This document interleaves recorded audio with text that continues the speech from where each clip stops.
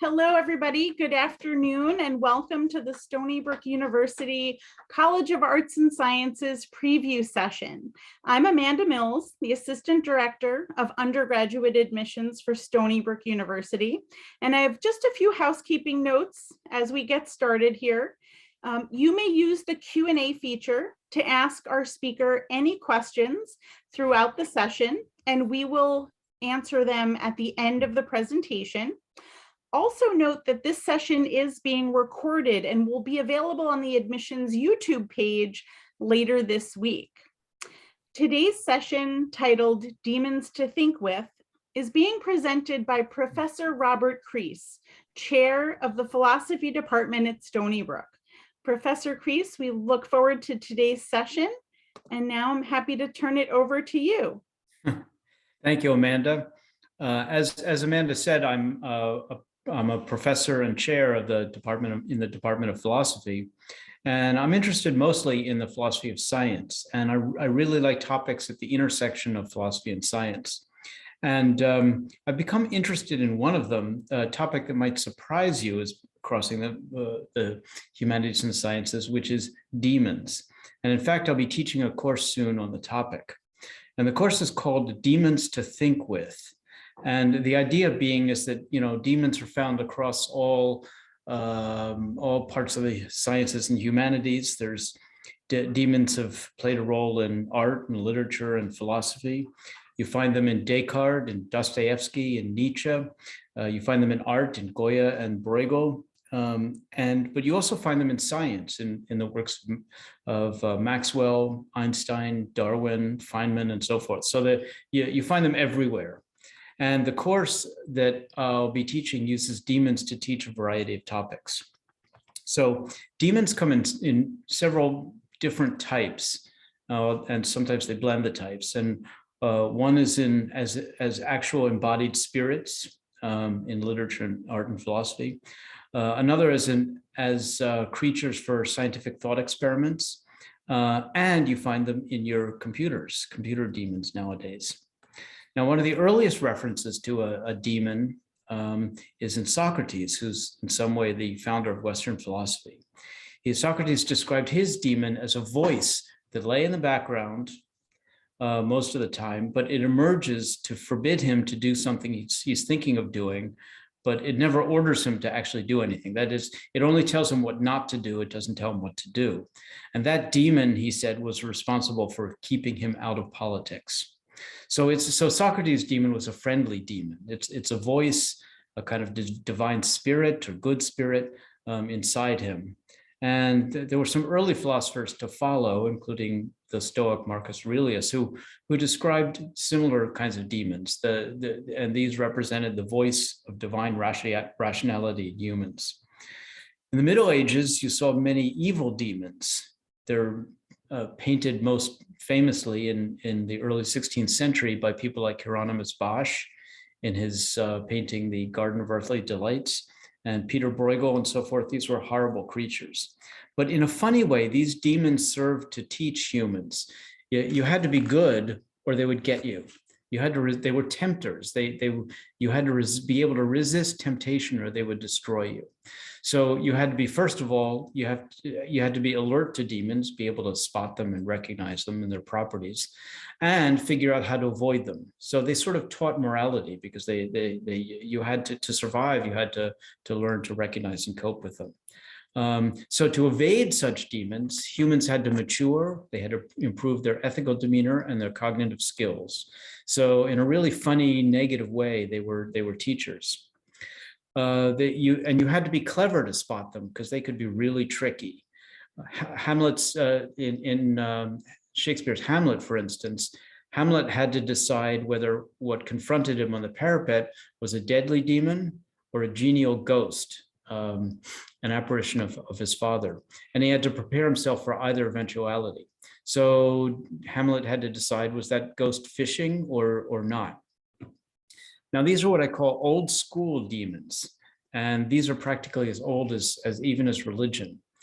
And they've come a long way since then, since they first appeared in these ancient texts.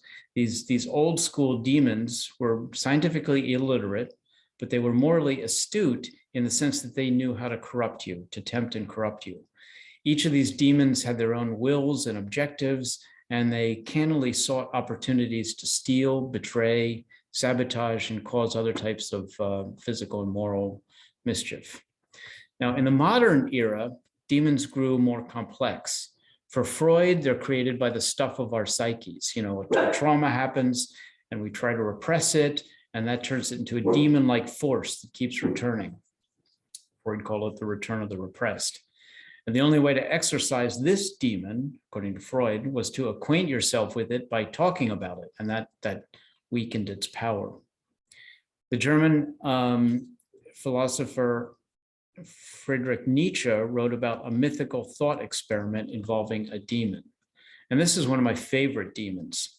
What if Nietzsche wrote, some lonesome night, a demon whispered in your ear that you will have to live over and over again the same way, so that every pain and every joy and every thought and sigh, he wrote, and everything small or great in your life will have to return to you in all the same succession and sequence. And Nietzsche asked, how would you respond to this demon? You have to be careful. Remember, the next thing you do, you'll be reliving it for the rest of your lives for eternity. So this demon, imagined by Nietzsche, effectively forced you to take full responsibility for your life. Do you run away for it, or do you bring it on? So for Nietzsche, this demon was the ultimate teacher for life. How do you live? You have to live it so that you'd be thrilled to live it over and over again. So these were what I call old school demons. Humans conceived them as actual creatures, as embodied with wills of their own, and they actually lived places.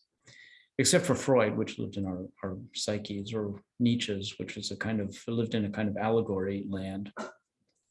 But around the birth of modern science at the start of the 17th century, a new kind of demon appeared, a fundamentally ontologically different kind appeared, and I call these new gen demons. And the first one, I think, showed up in a parable by the philosopher Francis Bacon about a sphinx who haunted the wilds around Thebes.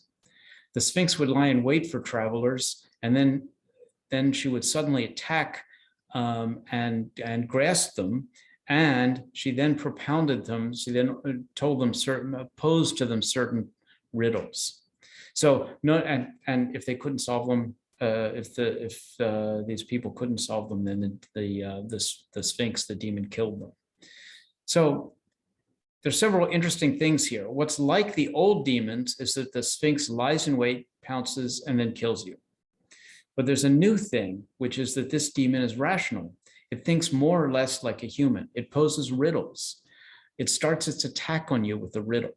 So its weapon is a riddle. And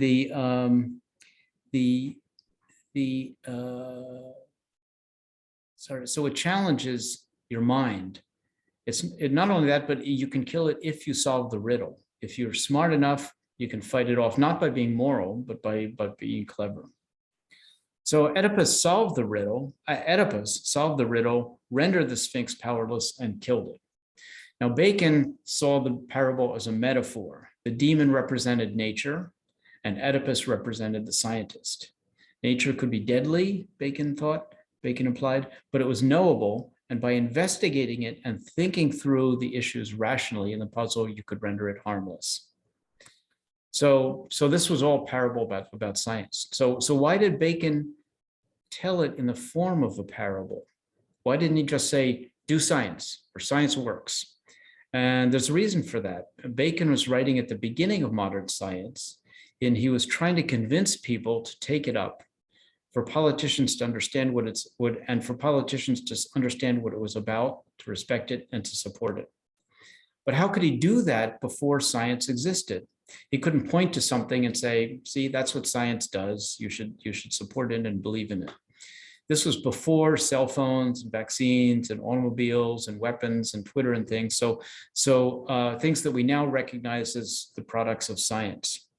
So how could Bacon convince people? He had to speak their language. He had to have recourse. He had to use legends and myths that they understood, that people understood and knew, and say, see, these are really parables about what science does. So he used, in Bacon's writings all the time, he used biblical imagery like the fall, and well-known parables from classical literature, therefore Oedipus, in order to talk to them about science. And one of the key ones was demons. So I think of that as the first new gen demon, smart, rational, but defeated by reason. You didn't have to be moral to defeat Bacon's demon. You just had to be a good puzzle solver. Now, another famous demon, one well known by philosophers, is found in the Meditations, a book by the 17th century French scientist and philosopher René Descartes. Descartes invites you to imagine a demon who can cloak you in such a perfect simulation that you'd be deceived into mistaking it for reality. Could this demon, Descartes wondered, fool us completely and forever? How? Because Descartes wondered, how can he prove that science really tell us truths about the world, or does it only tell us about, can it only tell us about illusions that were created by a demon? And the good news, according to Descartes, is that we can thwart that demon, because even a demon can't force a conscientious thinker to say, I do not exist, and really believe it. I mean, you try it. Tell yourself, I do not exist, and see if you really believe it.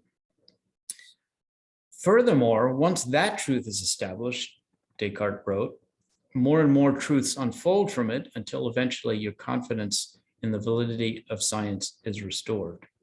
So Descartes used this demon in a thought experiment to do solid philosophical work. Now, Descartes' demon has been around for a long time. He had many generations of offspring. It inspired the Matrix movies. Have you ever seen the Matrix movie? And brain in a vat thought experiments in which a person's mind is removed from their body and hooked up to a computer that perfectly simulates the outside world. In the Matrix, you can escape the simulation by swallowing a red pill. For Descartes, it requires philosophical reasoning. Now, Descartes' demon has also inspired the philosopher David Chalmers in a recent and provocative book called Reality Plus. And in it, he argues that we already pretty much live in virtual reality and that there's no significant difference between it and everyday reality. So, Descartes, there's an example of a demon that's still influential. Now, so new gen demons, in other words, post beginning of modern science demons, are powerful, insightful, and can manipulate anything or almost anything. And you can engage them or ignore them at your peril. But they have less to do with morality than with thinking, than with reasoning. Now, new gen demons can be found in art, for instance, in Francesco Goya's haunting drawing, The Sleep of Reason Produces Demons. The demons are created when reason sleeps or when reason's absent. And as modern science progressed, scientists began to realize that demons could have skills and abilities that they themselves lack, and they set demons to work tackling apparently insoluble problems. So if a demon could solve a particular question, so scientists thought, then maybe eventually the scientists could as well. So demons are found throughout physics, whether they're trying to overthrow the fundamentals of thermodynamics, expose the incompleteness of quantum mechanics, or mess with a variety of other natural laws. And again, these are all in thought experiments. Some demons in these thought experiments fiddle with atoms. Others try to unconserve energy. There are demons that are imagined traveling at the speed of light or establishing the exact position and momentum of elementary particles, and trying to do other feats that theorists have declared impossible. And sometimes these demons are successful at it, sometimes not. And if these demons, wise and all-powerful demons, can't solve these problems, then scientists know that they were on the right track. So demons in these scientific thought experiments can tell us what are the things that we can't or eventually can do. Because if these demons give it the old demon try and can't do something, then the scientists say, well, we can just throw up our hands and turn to a problem that we can solve. Now, so this is all going to be talked about in my course, and it was inspired by a book by Jimena Canales, who's a professor at the University of Illinois, called Demonology, A Study of Demons in Science. And she focuses on a range of scientific fields from biology to physics, to economics, to cybernetics. And in the course, we'll talk about some of these and the lessons that they teach the people in these fields. So let me mention several demons in physics that we'll talk about. One is a demon invented by the French mathematician Pierre-Simon Laplace. Laplace was a proponent of Isaac Newton, and Newton had pictured the celestial sphere as a clockwork universe. If you knew where the position of all the heavenly bodies were and how they were moving, Newton's reasoning implied you could know everything about how the cosmos was acting, how it worked, where it was in the past and where it was in the future. If you knew all the planets, you knew the solar system from up and down, backwards and forwards, and past and future. So all you need to know is positions and momentum. In momentum, you could figure it out. So it's only practically, not theoretically, impossible. Of course, today we could just use astronomical information in a laptop to do the same thing. So Laplace then said, wait a minute, I can come up with an even more powerful demon. And he carried the principle, those Newtonian laws, down to the tiniest atomic level. He said, Laplace said, imagine that there was a demon who could know the position and momentum of every single atom and the strength of every force on it, including our neurons. You could then figure out everything. Now, they didn't really know of atoms in those days. Laplace lived around the time of the birth of the concept, but whatever it didn't matter, whatever the basic thing was. And so, although he didn't know what makes up that matter at such small scales, the implications were massive. If you knew, if this demon knew the position of motion of everything, even on the smallest levels, then you would know the past and the future. Then she would know. I mean, as Canales points out, Laplace referred to his demon as une intelligence. So this is one of the few demons that's all-powerful demons that's actually female. So she could solve crimes, she could answer historical questions, she could predict the weather, and she could even strip us of free will. So the point is, if a demon truly existed who could do this, then for humans to have her powers was just a practical issue, not a theoretical impossibility. Now, Laplace's demon was influential. It inspired the French mathematician Charles Babbage's early computers and other mechanical devices. It provoked Charles Darwin to contemplate the purely mechanical development of life. And it led to Erwin Schrödinger's wonder whether something with analogous powers didn't maintain cellular order. Now, Laplace's demon ruled for about a century, and it was only overthrown was only overthrown at the start of the 20th century when physicists developed quantum mechanics, which said that it was you couldn't pin down the positions and momenta of tiny stuff. So on the most fundamental level, you couldn't pin things down enough to the exact time and place that Laplace's demon needed. So Laplace's demon died. It wasn't the all-powerful creature that people thought. So that was one demon, really interesting demon we're going to talk about. Another famous demon in physics is one that was devised by James Clerk Maxwell. And his demon had a completely different job than Laplace's. This demon was stationed at the door between two chambers of gas, and the demon could quickly open and shut the door to let fast-moving molecules go through in one direction and slow-moving molecules go in the other. So, it stood by the door, and when a fast-moving molecule came, you quickly opened it, then slammed it shut, and if a cold one came the other way, open it, and then shut it. And the point was, one chamber, if you have these two chambers, one therefore warms and the other cools, reducing the overall entropy and violating the second law of thermodynamics. So the purpose of this demon was to violate the second law of thermodynamics. That was its job. And Canales says that Maxwell's demon was more dangerous than Descartes' demon because it acts directly on the natural world without having to deceive anybody. And this demon's also more powerful than Laplace's demon because he doesn't just know history backwards and forwards, but he can change it. So, and the ability of Maxwell's demon to sense the difference between approaching fast and slow atoms in time, in time enough to refuse them entry to the other side, seemed to give it several special powers. So with this power, this demon could seemingly power perpetual motion machines. It could make or break molecules. It could reverse time. It could reduce entropy and carry out a whole host of physics law-breaking activities. So if this demon could in fact pull these things off, it meant that the obstacles standing in the way to achieving them, being able to make a perpetual motion machine, weren't theoretical but practical.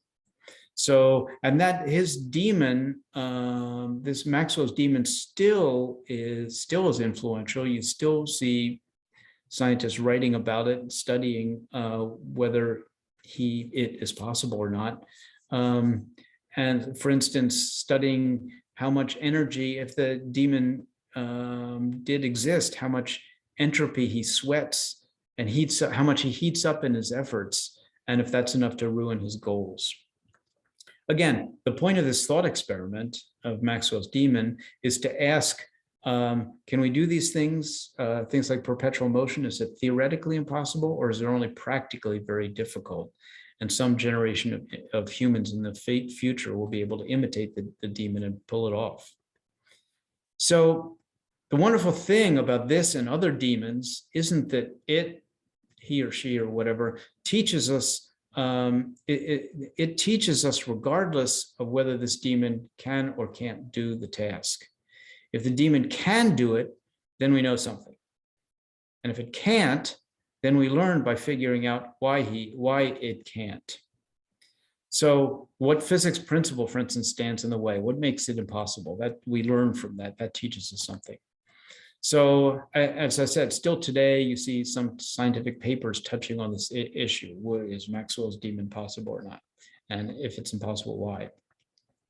Now, the bombshells of relativity and quantum mechanics at the start of the 20th century inaugurated a new generation of demons with still more miraculous abilities. Canales, for instance, writes how Einstein tried to exorcise demons who traveled faster than light and who used a force called gravitation rather than space-time to push and pull things.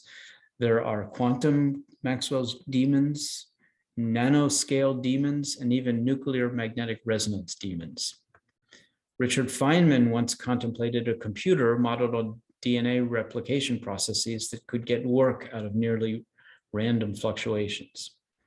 The US mathematician Norbert Wiener mixed features of Maxwell's and Laplace's demon to create a self-governing cybernetic demon that can learn from feedback.